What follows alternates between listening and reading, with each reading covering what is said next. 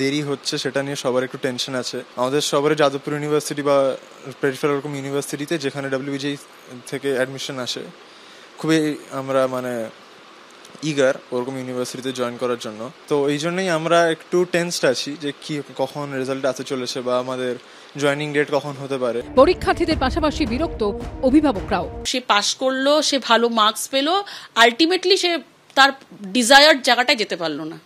এর মূল্যায়নটা কি করে হবে? আমাদের প্রত্যেকের যেরকম সামর্থ্য অনুযায়ী আমরা আমাদের সন্তানকে মানুষ করছি এবং তার একটা রিফ্লেকশন আমরা বলি যে কর্মই জীবন।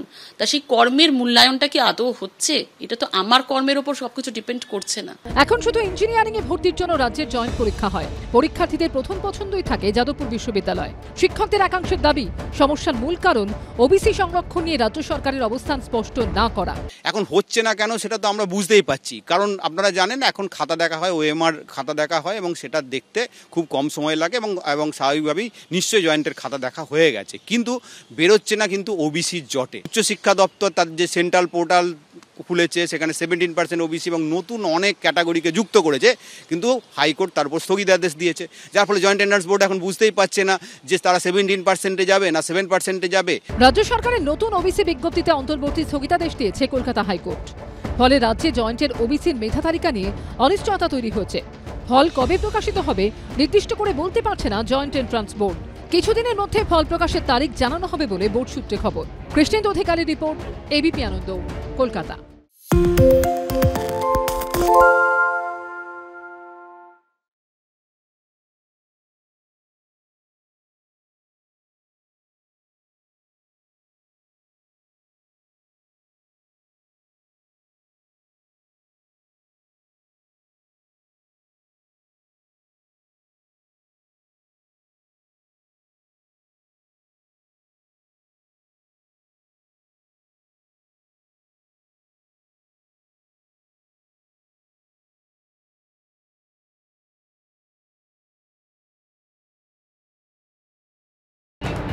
পশ্চিমবঙ্গের একটা মাত্র বিধানসভা কেন্দ্রে উপনির্বাচন, তাতেও এড়ানো গেল না প্রাণহানি।